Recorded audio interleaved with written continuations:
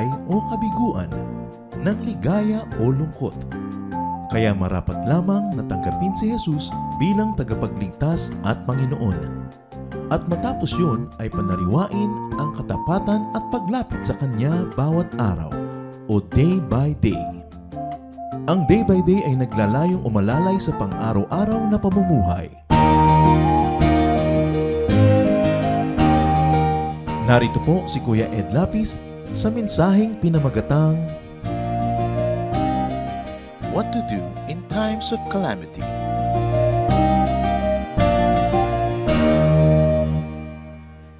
Maraming nararanasan ng mga calamity ang planeta ngayong mga panahon na ito, especially because of weather changes. What to do in time of calamity? Yan po ang ating pag-aaral ngayon, especially if you are not the victim. Ano nga ba ang pwede at dapat gawin, lalong-lalo na kung hindi naman tayo ang nasalanta. Salamat Ama dahil kayo po ay nagbibigay ng runong at ngayon humihiling kami na bigyan nyo kami ng kaliwanagan, ng higit na makapangyarihang karunungan upang matutunan namin kung paano haharapin ang mga nangyayari sa aming mga kapaligiran. Teach us to be responsible children of God, and may you enable us, O Lord, to be agents of your goodness to people. Patawarin niyo po kami sa aming mga kasalanan, paging dapatin niyo kaming humingi ng karunungan, at nawa igawad niyo ang liwanag para ang buhay namin lalong maging kaaya-aya sa inyo at maging matulungin sa aming kapwa. Father, we commit this time to you and ask you to be our preacher, our teacher. Kayo po at wala nang iba ang mangaral. Tinig niyo lang ang marinig namin at gamitin niyo lamang inyong lingkod. Nawa, Panginoon, ang kalooban niyo ay masunod at ang kaliwanagan niyo ang maghari sa aming buhay. We praise you and thank you in the name of Jesus, your Son, our Lord, our helper and our friend. What to do in time of calamity, and you are not the victim. Be thankful. Yun ang unang-una dapat natin gawin, magpasalamat. Matapos ang dilubyo na namatay ang mga tao sa mundo, ano ang ginawa ni Noah na naligtas sa malaking dilubyo na yon? Genesis 8:20. Then Noah built an altar to the Lord. In taking some of all the clean animals and clean birds, he sacrificed burnt offerings on it. Yan ang unang ginawa ni Noah matapos niyang makitang ligtas na, tapos na ang baha, pero nalunod ang napakaraming nilalang. He made and offered sacrifices. Hindi na natin ginagawa ngayon yan, na nagsusunog ng mga hayop at kung ano-ano pa.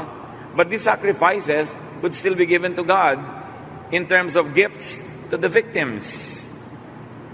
Very practical sacrifice. What is done to the needy is done to God. So kung paano nagsakripisyo si Noah noon ng mga mahalagang hayop, ay ganon din naman ang pwede natin gawin ngayon na magsakripisyo sa Diyos sa pamamagitan ng pagbibigay ng mahalagang bagay sa mga nasalanta. Because Jesus says, whatever you do to the least of these brothers of mine, you do to me. Psalm 9:1, I will give thanks to you, Lord, with all my heart. I will tell of all your wonderful deeds. Pasalamat. Laging humanap ng ipagpapasalamat. But do not flaunt your privilege of having been spared. Kumisa naman sa pagpapasalamat ng iba dahil sila ay naligtas, nagmumukha na tuloy na insensitive doon sa mga nasaktan, nahirapan at naapektuhan. Nagmumukha ng halos ipagyabang na hindi sila hindi sila nagalusan, at pagkatapos yung iba ay nasaktan. Dito sa larangan na yan, dapat tayo maging sensitive. Na sa ating pagpapasalamat ay hindi tayo makasugat ng damdamin ng mga naapektuhan. And always acknowledge God. Dwell in God's protection. Tanging ang Panginoon lang talaga ang nakapagliligtas. Walang nakakatiyak kung aling lugar, aling panahon, aling sitwasyon ang ligtas. Psalm 4:8, in peace I will lie down and sleep, for you alone, Lord, make me dwell in safety. Not me, not the people around me, not my house, not things that surround me, but you alone make me dwell in safety. Be helpful with the immediate needs of victims. Help spiritually. Yun ang unang-una. Ipanalangin ang mga naapektuhan. Prayer is powerful and mysterious. So be prayerful for those who are affected.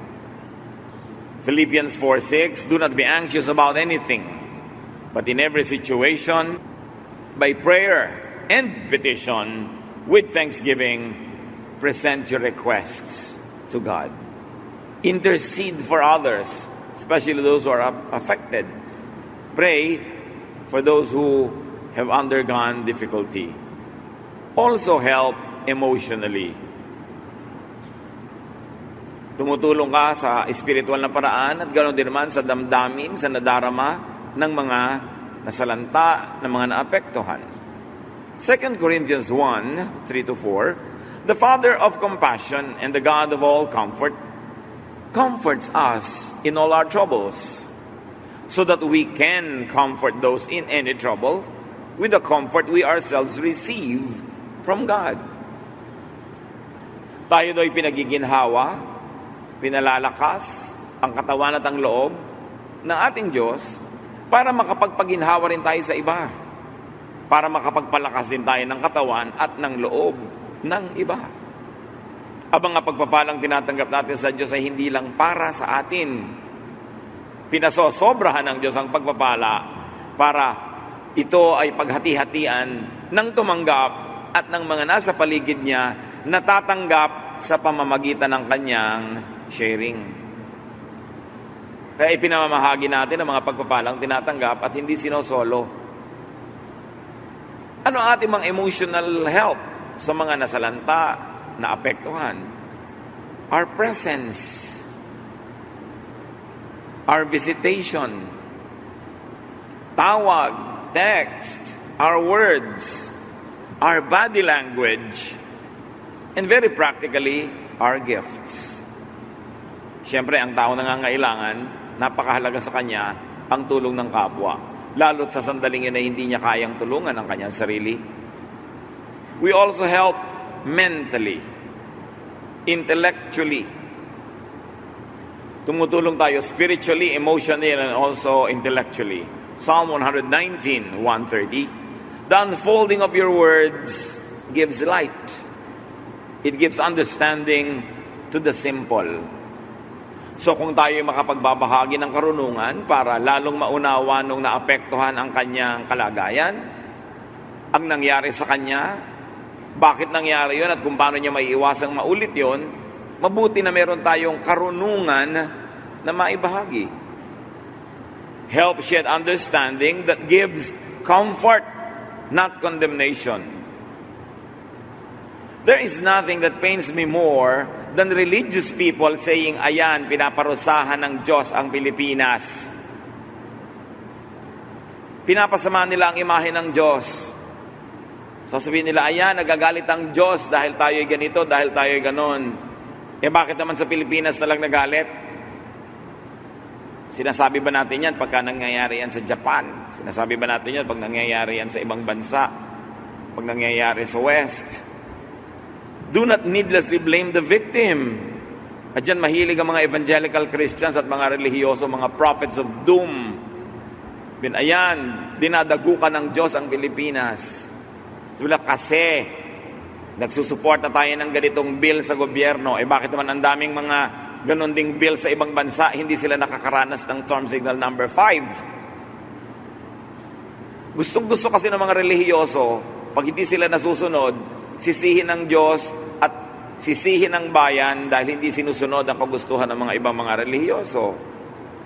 Sasabihin pa ng iba, kasi kasalanan ng mga ganito, ng mga idolaters, ng mga ganon at ganon. Ang dami-daming bansa na may mga idolatry. Ang hilig-hilig lang natin talagang maghampas sa sarili. Tuwing na lamang may mga bagyo, may mga lindo, laging repent. Para ba kasalanan natin na tayo nandito sa typhoon belt? Para bang isang moral sin na nandito tayo sa ring of fire na talagang maraming lindol? Lumalala lang naman ang kalagayan natin because of very bad governance. Kita nyo naman ang Japan, kahit lindolin, isang linggo lang, buo na uli yung highway. Wala ka na tuloy pagkakataon sabihin sa kanilang repent. Dahil ang bilis-bilis silang makarecover. Hindi dahil sa morality, kundi dahil sa sistema ng pamahalaan, ng lipunan, behavior ng mga tao, kaya lumalala yung masamang bagay. Tigilan na ang kasisisi sa ating mga sarili sa mga nangyayari. Nandito tayo talaga sa typhoon belt. 28 typhoons visit our country every year at least. And we have, coincidentally, also 28 active volcanoes. Hindi katakataka na malindol tayo. Huwag mo sisihin ang sarili mo ng mga kasalanan ng bayan. Bagamat, maganda rin naman mag-isip-isip. Magbulay-bulay. Baka nga meron tayong mga malaki mga kasalanan. Pero OA na yung lagi na lamang na isisi sa ating moralidad at relihiyon. Pilipinas na nga yata ang isa sa mga pinakarelihiyosong bayan sa buong daigdig, kung tutuusin. Bakit sa idolatry sinisisi natin ang mga Pilipino, but ang Roma hindi natin sinisisi? But hindi yun nililindol? Hindi yun nagta-typhoon number 5? Minsan bulag na bulag yung mga relihiyoso, lalo yung mga Bible-based people na laging prophets of doom. Nakaka-umay na marinig yung mga repent na yan. Sa kare-repent naman, dating din na yung mga bagyo na yan. Puro prayer of repentance sa Luneta, prayer of repentance doon, prayer of repentance doon. Dating din naman yung mga bagyo. So hindi yun ang point. Nasa typhoon path tayo, period. Dapat handa tayo. We should respect our geography. Taon-taon na lang may mga bagyo, magpapagawa ka ng bahay, yun uling typhoon prone. But hindi mo babaan, gawin mong bato. Maliliit ang mga bintana, tulad ng mga bahay sa Batanes. Bakit kahit anong bagyo dumarating doon, hindi nagigiba ang mga bahay nila? Kasi ginagalang nila yung geography at yung weather sa kanilang architecture. Bakit naman hindi binabaha yung mga nakatira sa mga ibabaw ng bundok? Basta't huwag lang sila doon sa landslide prone area. Siyempre, titira ka sa tabi ng dagat, titira ka sa tabi ng ilog. Lalo ngayon, nagkakaroon ng climate change, magiging vulnerable ka talaga. So respect geography. Sometimes what makes things so bad is our unpreparedness. But in fairness, even to many government agencies, they were prepared to minister to the usual needs of the people. But what happened in the recent typhoon was that it was so unusual. No country could have prepared for such a deluge, not even the richest countries on earth. Ngayon, sana kung meron tayong mas magandang preparasyon at planning, mas nabawasan yung damage. But nobody could really prepare for something like this. Nakita nyo kahit sa Amerika, dumating yung Katrina, di ba? Nagkanda ganun-ganun din sila kahit Amerika yun. Pero, namimitigate, nababawasan kung mas organized ang pamahalaan at ang taong bayan. So, dapat nating sisihin, hindi yung mga kasalanan ng Pilipinas, kundi ang ating politics, human behavior, ugali at asal ng mga tao, nagpapalala rin yan. Infrastructure, mahirap naman talaga magtulungan kung pulo-pulo tayo. Na konti ang mga pier, kung nagiba ang pier, nagiba ang airport, paano ka pa nga aalis sa isang lugar na naghihirap o paano ka magpapadala ng tulong? Ganun talaga ang mga katunayan at katotohanan sa isang archipelago tulad ng ating bayan. So, Filipinos are very good people. Nakita nyo ang mga tulungan ng tao? It is only our politicians that fail us. It is also bad governance or lack of it that fail us. But the people themselves are so good. Nagtutulungan. Nung mag-appeal nga tayo ng tulong sa mga nasalanta ng una ay ng lindol, pagkatapos ay ng bagyo, may mga nagpapadala. Ang padala ko po, 511 pieces. Sabi, pieces po talaga kasi yan ang laman ng alkansya ko, hindi pesos. 511 pieces ng barya. Ipinapadala. Ang ganda-ganda ng kalooban natin mga tao, but our politicians keep failing us. Although some are good, konti. But kung meron talaga nagfe-fail na sistema dito sa ating Pilipinas, ang pamahalaan. Hindi na mamahala. Mababalitaan mo kutakot-takot na ninanakaw nila, kaya tuloy walang pondo. Dekada, sunod-sunod na mga dekada ng mga pagnanakaw, wala tuloy pondo ang gobyerno. Ang tutuusin mga kapatid, hindi naman natin kailangan mag-ambag-ambagan para magpadala ng relief good kung ang mga buwis lang ng taong bayan ay nababantayan at nagagasto sa tama. Ang nangyayari kasi, bigay tayo ng buwis sa pamahalaan, nakaw sa atin, tapos pag may mga dilubyo, tayo ang kontribusyunan. Tapos tayo pa sisihin ng mga relihiyoso, magsisi na kayo, kaya kayo binabagyo. Dapat manahimik na lang yung mga ganyan at magdasal sila hanggang gusto nila. Huwag na sila magdamay ng iba. Hindi masama magdasal, hindi masamang magbulay-bulay at suriin ang ating mga sarili. Pero sobra na ang paninisi natin sa ating mga sarili, sa mga kapabayaan na marami ay man-made. At kung bigay ng kalikasan, lalo namang hindi natin dapat sisihin ang ating sarili.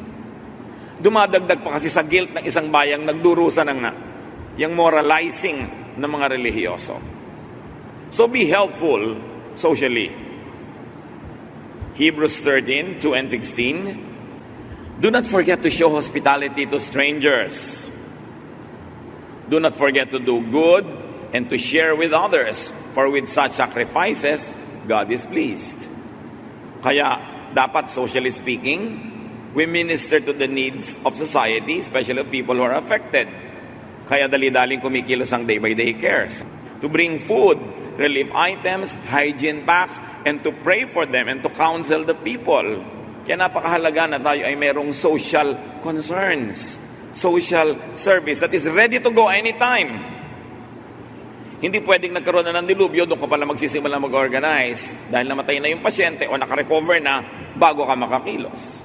1 John 3, 16 to 17. If anyone has material possessions and sees a brother or sister in need, but has no pity on them, how can the love of God be in that person? Dear children, let us not love with words or speech, but actions and in truth. Kaya mahalaga, nagmamahal ka, materially speaking. Laging naghahanda ang day-by-day cares, for instance, na ang katotohanan ng pag-ibig ng Diyos ay gawing totoo.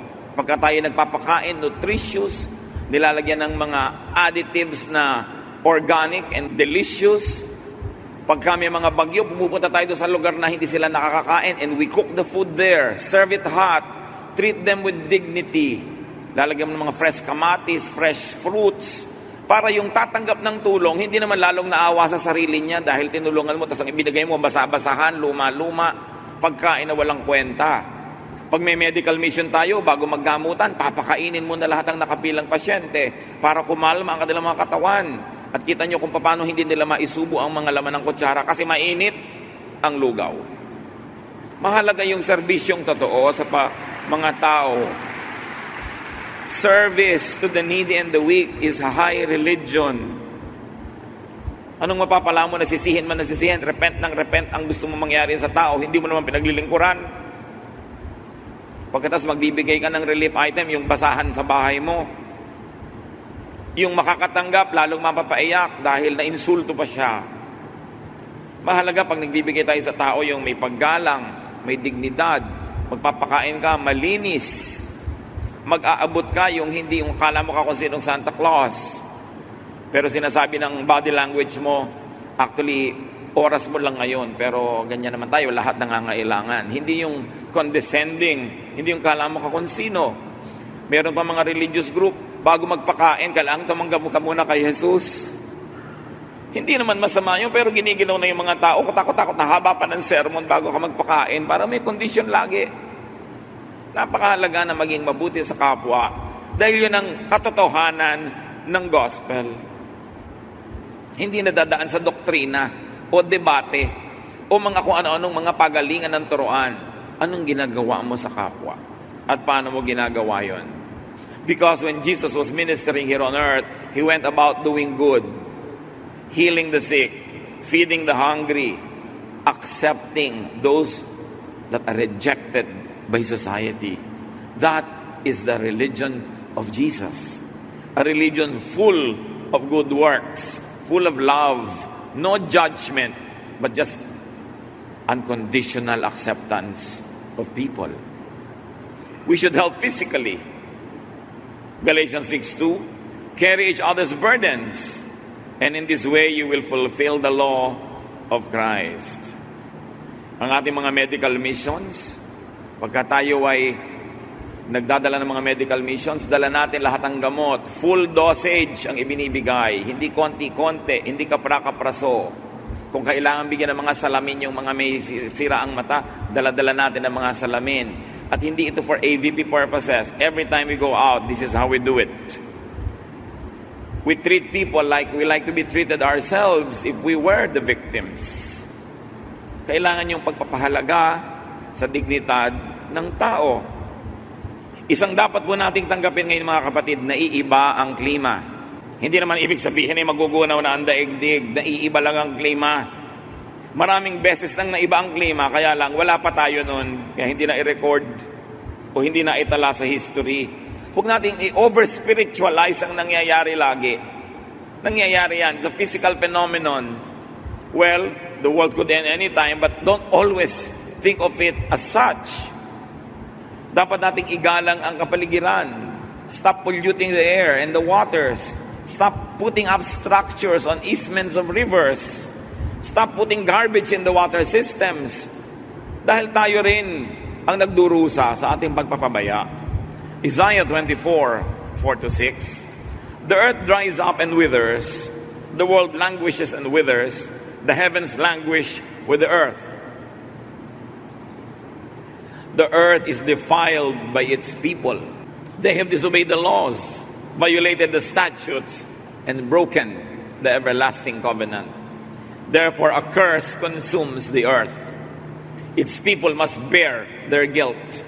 Therefore, earth's inhabitants are burned up, and very few are left. So ano yung guilt na sinasabi ni Isaiah dito? Pagpapabaya, pagwasak sa ating kapaligiran, which happens spiritually and physically. Respect legal law.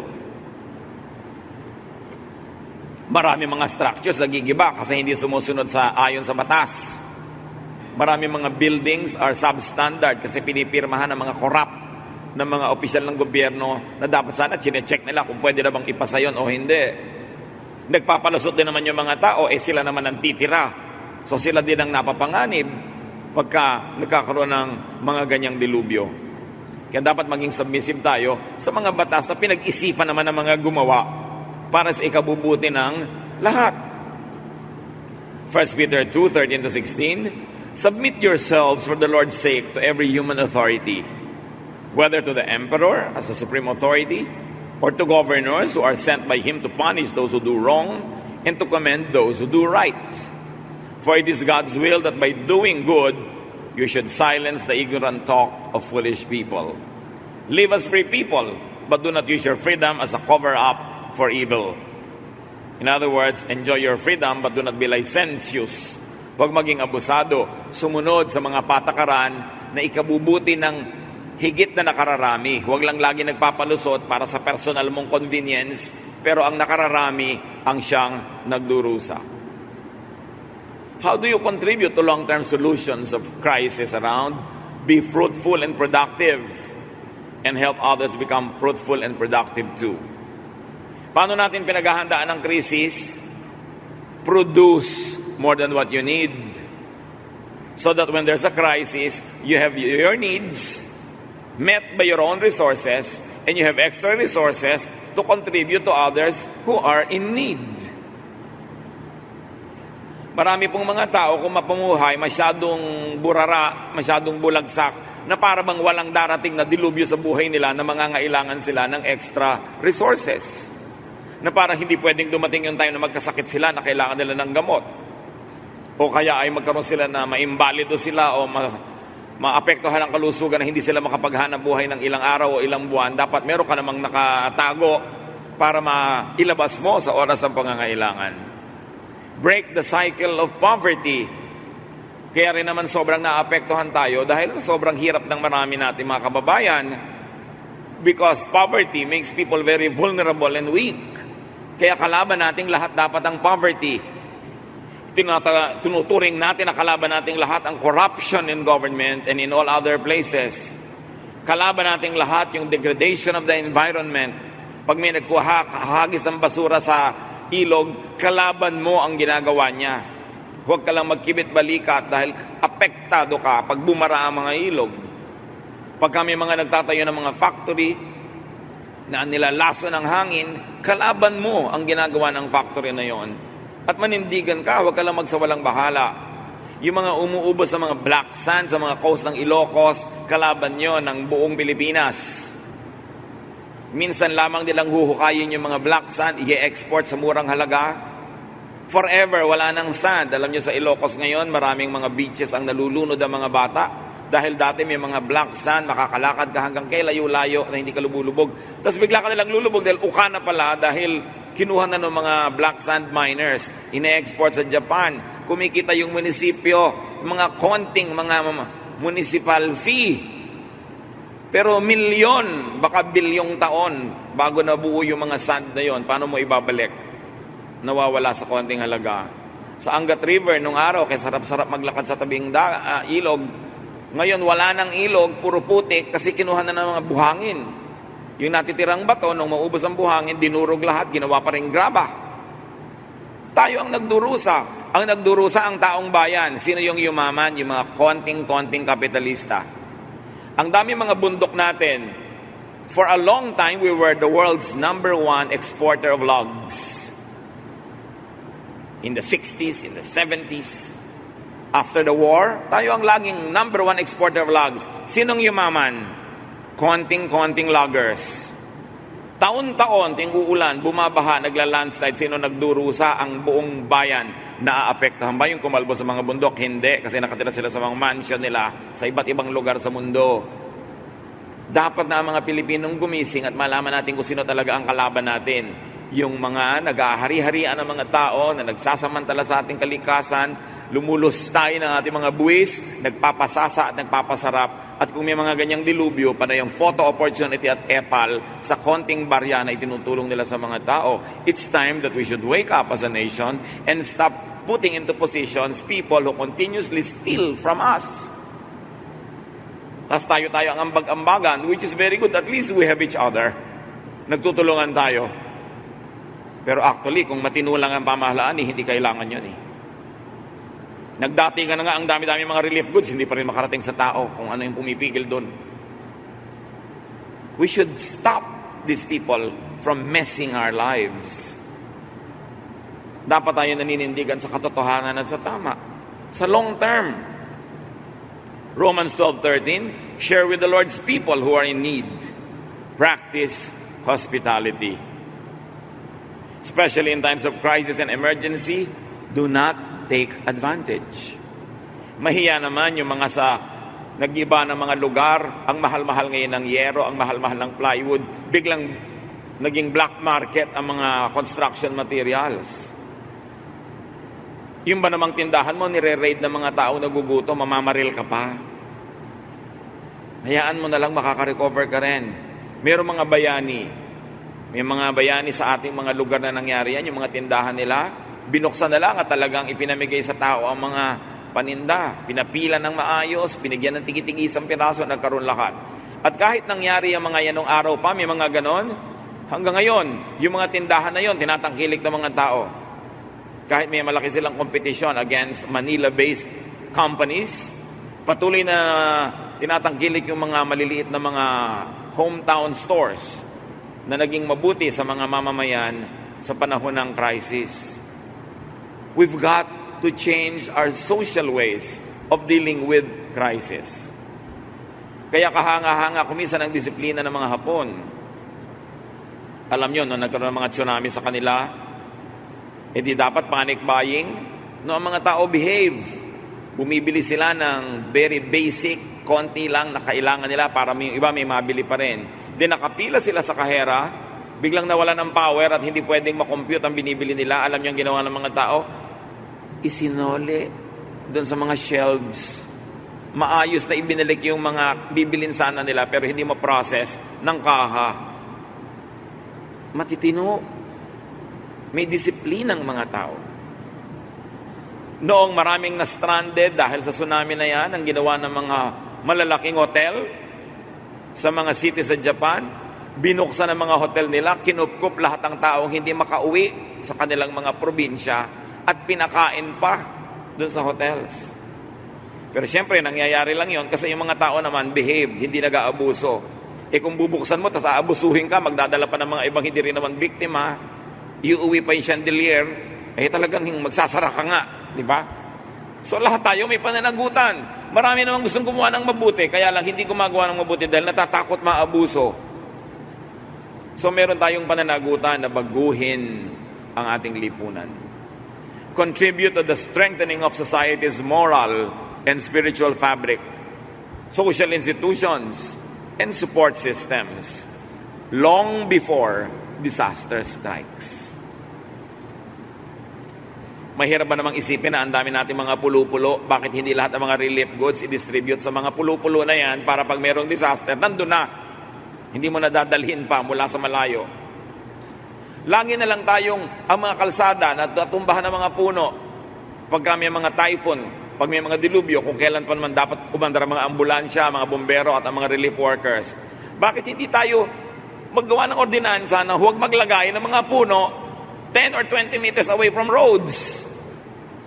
Kahit anong magtumbahan, yung road natin, walang nakabara. Makakakilos tayong lahat. Hindi nga puno yung nasa road mga bahay. Meron ang mga tao, paglabas ng bahay nila, yung tsinelas nila, nagugulungan na ng mga truck. Hindi naman dapat talaga nilalagyan ng bahay yung mga lugar na yon. Pagdungaw nila, tanggal ang ulo dahil nadala ng dumadaan. Pagkatapos, lagi mo tutulungan ng tutulungan. Lagi naman natin nilalabag ang batas. Hebrews 13:17, have confidence in your leaders and submit to their authority, because they keep watch over you as those who must give an account. Do this so that their work will be a joy, not a burden, for that would be of no benefit to you. So nakita natin dito yung ordinance, both tungkol sa mga namamahala at pinamamahalaan. Maging masunurin ko sa mamahala. At yun namang namamahala, sabi, mag-iingat ka dahil ikay mananagot. You will have to give an account. Both sides have responsibilities. So leaders, level up. Pero tayo rin naman na nagboboto sa kanila. Kailan pa tayo magigising? Leaders should lead, no? And lead well. And you should help create and keep a graft-free society. Be involved. Be watchful. Stop and prevent corruption, especially in government and public life. Daming taong gusto magpadala ng tulong, hindi lang nila malaman kung kanino magtitiwala. May mga agencies pa nga at NGOs kuminsan, tatanggap sila ng mga tulong galing sa ibang bansa, ang gagandang mga tuwalya, ang kakapal. Alam niyo ang gagawin nila? Papalitan nila nung may mga nakasulat na good morning, na ubod ng lipes, at yun ang ipararating sa mga nasalanta at itatago nila yung mga magagandang tuwalya. And that kind of corruption keeps happening many ways. Kaya dapat laging reliable, trustworthy, yung mga pinagtitiwalaan ng ganyang tulong. Hold public servants accountable. Support activists who engage corruption, who fight corruption. Ephesians 4:28, anyone who has been stealing must steal no longer, but must work, doing something useful with their own hands, that they may have something to share with those in need. Malinaw ang katuruan. Yung mga dating hindi nagtatrabaho, magtrabaho. Yung dating nagnanakaw, palitan ng pagnanakaw ng mabungang paggawa at lumikha ng kailangan at higit pa sa kailangan para may sumobra at may maipamigay ka pa sa tunay at genuine na weak and needy. Gawin nating goal, hindi lang maging self-sufficient, kundi magkaroon ka ng sobra para may maipangtulong.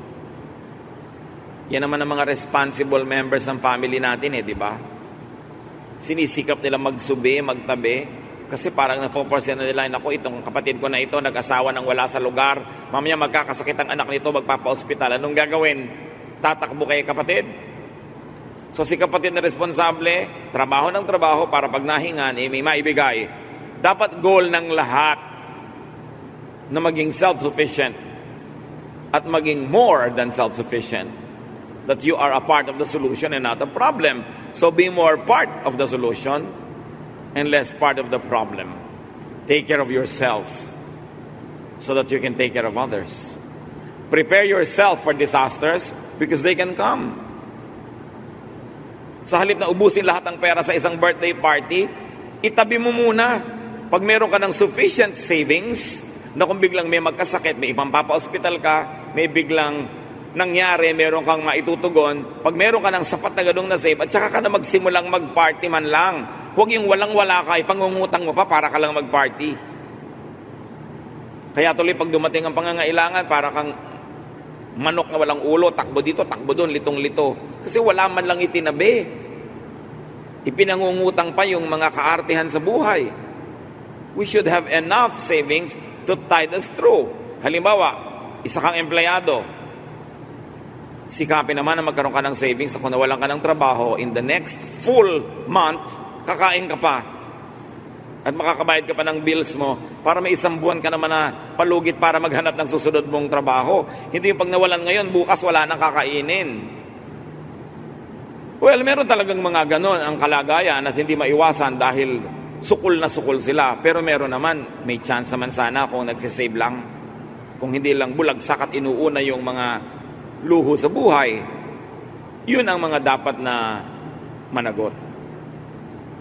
Prepare yourself because anything can happen. 2 Corinthians 11:9, I have kept myself from being a burden to you in any way and will continue to do so. Sinikap ko na huwag maging pabigat at itutuloy ko ang ganyang pagsusumikap. So you work, you save, and fortify yourself para hindi ka magiging pabigat. Ang pabigat lang dapat yung sobrang bata, sobrang tanda, o sobrang may sakit. That's understandable. Pero ang lakas-lakas mo, tapos pabigat ka sa buhay, something's wrong. 1 Thessalonians 2:9, surely you remember, brothers and sisters, our toil and hardship. We work night and day in order not to be a burden to anyone. Sabi ni Paul, nagsikap kami para hindi maging pabigat kanino man. It is a noble goal na huwag maging pabigat. Yung goal ng iba, paano kaya ako makaka-timing para makahingi kay ate? Paano kaya ako makaka-timing para mahingan si ganun? Dapat ang goal mo, dapat ma-produce ko yung kailangan ko at sobra pa para makatulong ako doon sa genuinely needy. Strengthen yourself. Alam natin that no matter what we do, we cannot always be strong. There are times na talagang tutulungan ka ng kapwa, pero dapat konting panahon lang yon, hindi lagi. Joshua 1:9, have I not commanded you? Be strong and courageous. Do not be afraid. Do not be discouraged. For the Lord your God will be with you wherever you go. Siyempre, promise sa Kanya yan, pero we can claim the general idea of the promise that God blesses people who obey Him. At kung kayo mga kapatid, ang hindi naapektuhan, lagi na lang kayo tong nagbibigay, don't ever have donor fatigue. Alam niyo yung donor fatigue, yung bigayan na naman, collection na naman, basket na naman, text na naman ng nanay ko, relief na naman ng kailangang kolektahin. Don't ever have donor fatigue. That's so much better than ginaw fatigue kung ikaw yung basa. Or gutom fatigue. Or pain fatigue or suffering fatigue. Habang ikaw pa yung tumutulong, sobra-sobra ka pang privileged. Kahit nababawasan yung mga sinalansan mong iniipon, at least, hindi ka pa negative, hindi ka tulad ng iba. Huwag tayong matukso into thinking that the things within our control are really ours. We don't own anything. In fact, we will never own anything even in eternity because you can never take it with you to the other side of life. You don't own a thing. Everything you have is just lent to you by God. Huwag magsasawang tumulong sa dapat tulungan na hindi yung mga batugan, yung mga palaasa, yung mga maluluho, yung pagsawaan talaga dapat natulungan yon. Tikisin para matuto magtrabaho. Pero yung mga nasalanta, nangangailangan, may sakit, weekend, namatayan ng mga mahal sa buhay, don't you ever have donor fatigue? Buti na lang ang Diyos, walang giver's fatigue. Hindi siya tumitigil na magbigay sa atin. Galatians 6, 9 to 10. Let us not become weary in doing good, for at the proper time we will reap a harvest if we do not give up. Therefore, as we have opportunity, let us do good to all people, especially to those who belong to the family of believers. It is always better to give than to receive, sabi ng Panginoon. If you are not a victim, be a helper. Salamat, Ama, sa mga maraming panahon na kami po inililigtas niyo sa dilubyo. At ang nagiging role namin ay kami tagatulong. Salamat po sa pribilehiyong yun. Nawa huwag naming aksayahin ang pagkakataon to be helpful to people, and teach us to always do this with gratitude, because we don't own anything. Everything we have is from your grace.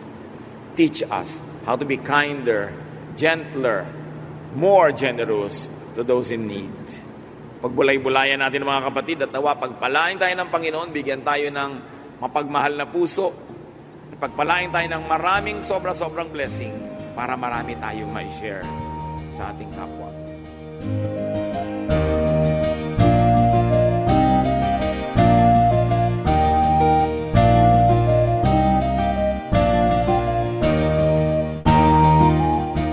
Ang katatapos pong mensahe ni Kuya Ed Lapiz ay pinamagatang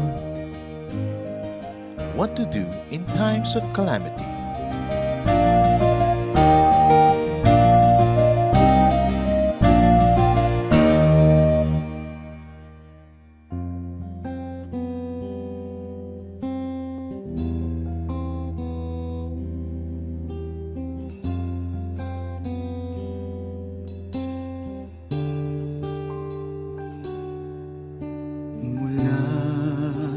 Sa sinapupunan,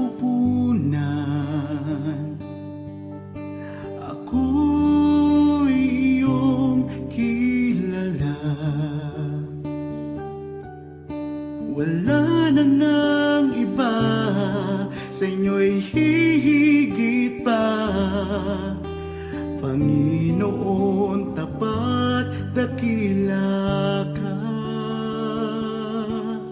Kayo lang ang pupurihin at siyang tatanghalin, pagkat kay buti-buti niyo sa akin.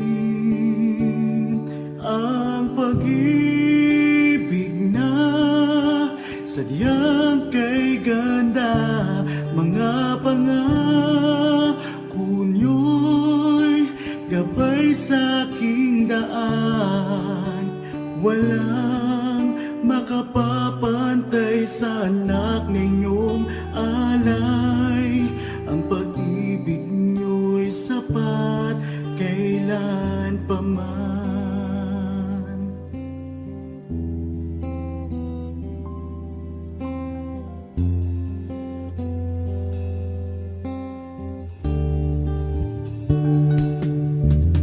Tinawag niyo akong kaibigan,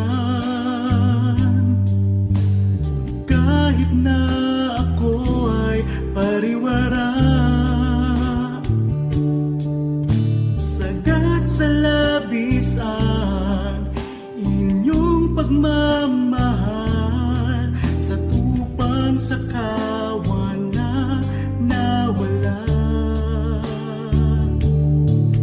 Kung aking bibilangin bawat butil ng buhangin, ang habag niyo'y ganon karami rin. Ang pag-ibig niya sadyang kay ganda, mga pangako niyo'y gabay sa aking daan.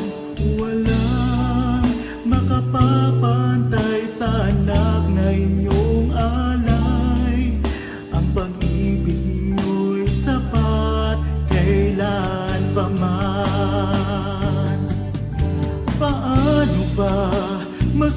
sukataas, lalim layo't lawak ng pag-ibig niyong sadyang walang hanggan, walang hanggan.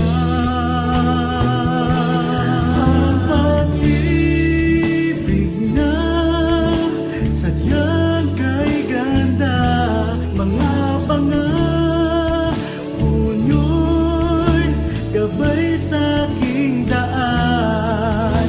Walang makapapantay sa anak na inyong alay. Ang pag-ibig nyo'y sapat kailan pa man. Ang pag-ibig nyo'y sapat kailan pa man. Ang pag-ibig nyo'y sapat kailanman.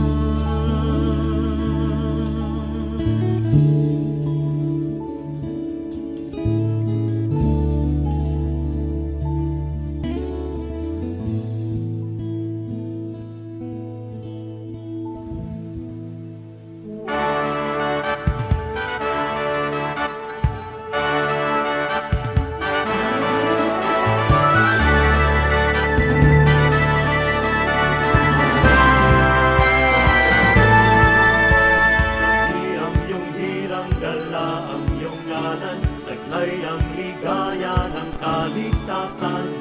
Alab ng puso sa aming dibdib ay kayo ang dahilan.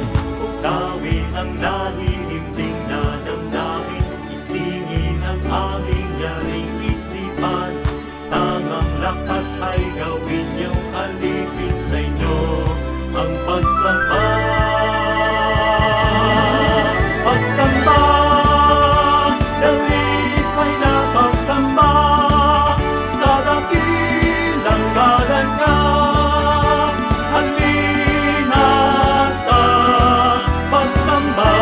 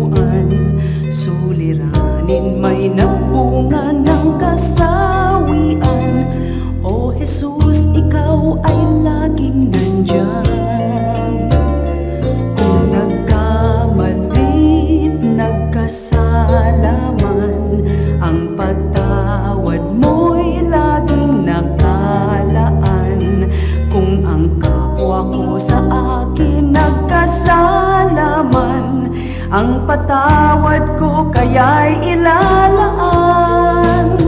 Ang kabaitan mo, kabaitan mo, ay dapat kong tularan sa buhay ko. Ang kabaitan ko, kabaitan ko, biyaya ng Espiritu, kabaitan ko.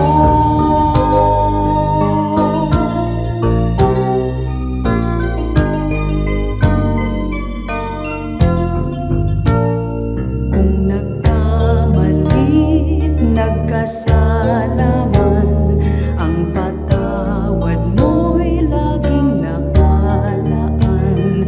Kung ang kapwa ko sa akin nagkasala man, ang patawad ko kaya'y ilalaan. Ang kabaitan mo, kabaitan mo, ay dapat mong tularan sa buhay ko. Ang kabaitan ko, kabaitan ko, biyaya ng Espiritu, kabaitan ko.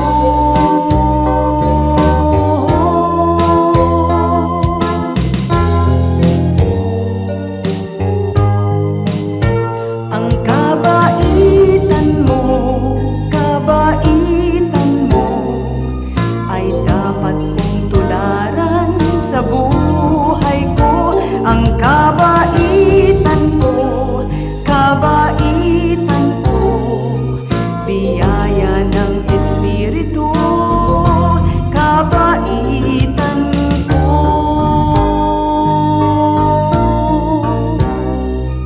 Biyaya ng Espiritu, kabaitan ko.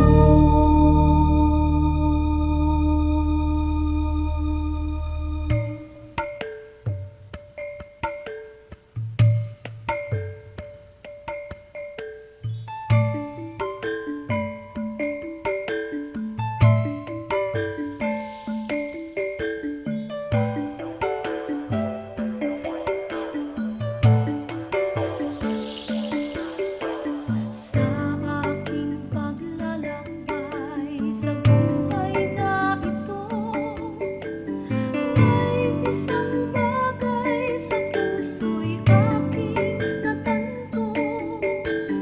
Kahit anong hirap ang dinaranas ko, ang katiyakan sa akin di naglalaho. Ang bawat hakbang ko nga ay may kabuluhan, kahit minsan ay hindi ko maintindihan. Dahil sa pangakong di niya ko bibitiwan, kahit sa pagsubok mayroon ding kagalakan. Si Kristo ay sapat sa akin, o si Kristo, siya'y sapat sa akin. Ang mga pangako niya ay tiyak na tutuparin niya.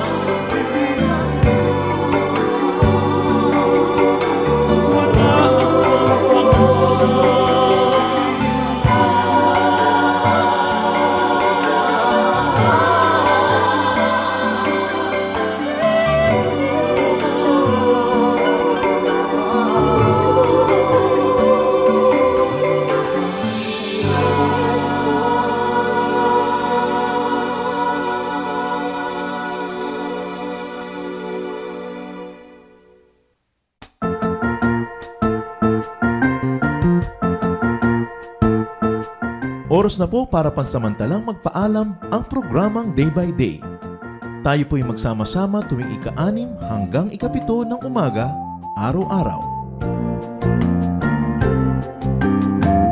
Magandang umaga po at mabuhay ang Panginoong Hesus!